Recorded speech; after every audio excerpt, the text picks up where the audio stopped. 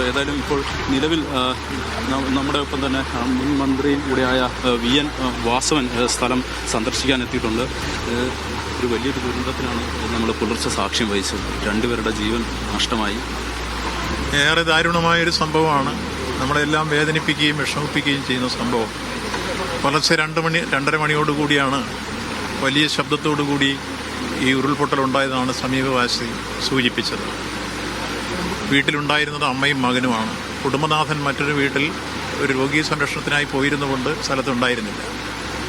സ്ഥലത്തുണ്ടായിരുന്ന 2 പേരാണ് ഇപ്പം മരണപ്പെട്ടത്.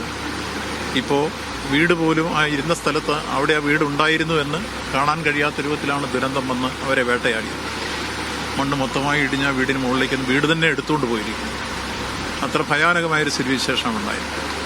ഏതായിരുന്നാലും ഇവിടുത്തെ സമീപവാസികളും മണ്ണുമാന്തി യന്ത്രം എല്ലാം കൊണ്ടുവന്ന് നല്ല രൂപത്തിലുള്ള ശ്രമകരമായ നീക്കം രാവിലെ തന്നെ നടത്തിയതുകൊണ്ടാണ് 2 ബോഡിയും ഇപ്പം നമുക്ക് മണ്ണിനടിയിൽ നിന്ന് എടുക്കാൻ കഴിഞ്ഞത്.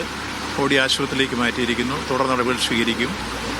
ഈ കുടുംബത്തിനൊരു പുനരധിവാസത്തിനുള്ള യുദ്ധകാലാടിസ്ഥാനത്തിലുള്ള സഹായം ഗവൺമെൻറ് അനുവദിക്കേണ്ടതാണ്. ഒപ്പം ഇതേപോലുള്ള സംഭവങ്ങൾ ഈ പ്രദേശത്ത് ആവർത്തിക്കാതിരിക്കാൻ ഈ പ്രദേശത്തെ ആളുകൾക്ക് മുന്നറിയിപ്പ് നൽകി മാറ്റിപ്പാർപ്പിക്കേണ്ടവരെ മാറ്റിപ്പാർപ്പിക്കേണ്ടതാണ്. മുമ്പും ഈ പ്രദേശത്ത് ചില മണ്ണിടിച്ചിലുണ്ടായിട്ടുണ്ട് എന്ന് സമീപവാസികൾ പറയുന്നു. അപ്പോൾ ഭാവിയിൽ ഇതുണ്ടാവാതിരിക്കാൻ ആവശ്യമായ മുൻകരുതലോടുകൂടിയ നീക്കങ്ങൾ ഇനിയും ഗവൺമെൻറ് ജാഗ്രതാപൂർവ്വം ശ്രദ്ധിച്ച് നടപ്പാക്കണമെന്നുകൂടിയാണ് ഈ സന്ദർഭത്തിൽ സൂചിപ്പിക്കാനുള്ളത്. സംഭവിച്ച സ്ഥലത്തിന് അവർക്ക് വീട് യോണിക്ക് പുതിയതായി ഉണ്ടാവണം. ഒപ്പം ഈ ജീവൻ നഷ്ടപ്പെട്ടവർക്ക് എല്ലാ തരത്തിലും അവരുടെ ശേഷിക്കുന്ന കുടുംബത്തിലെ അംഗങ്ങൾക്ക് കൃത്യമായി വാസയോഗ്യമായ വീടും മറ്റു സൗകര്യങ്ങളും എല്ലാം ഉണ്ടാവണം. അതിനെല്ലാം ഗവൺമെൻറ് അടിയന്തരമായി ബന്ധപ്പെട്ട് വേണ്ട സഹായങ്ങൾ ചെയ്യണമെന്നാണ് ഈ സന്ദർഭത്തിൽ അഭ്യർത്ഥിക്കാം. തീർച്ചയായിട്ടും മുൻമന്ത്രിയായ VN വാസവനാണ് ഇപ്പോൾ പ്രതികരിച്ചത്.